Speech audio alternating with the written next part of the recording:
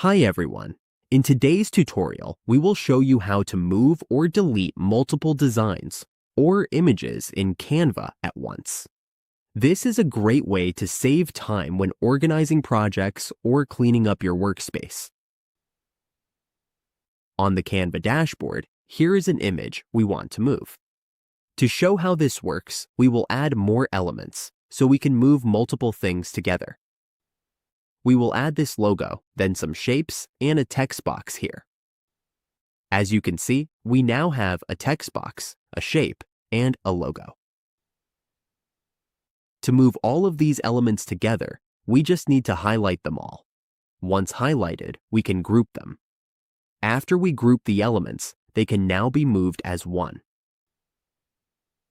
If we want to delete them all at once, we simply select them and click Delete. As you can see, everything was deleted together. That is how we move or delete multiple designs or images in Canva at once.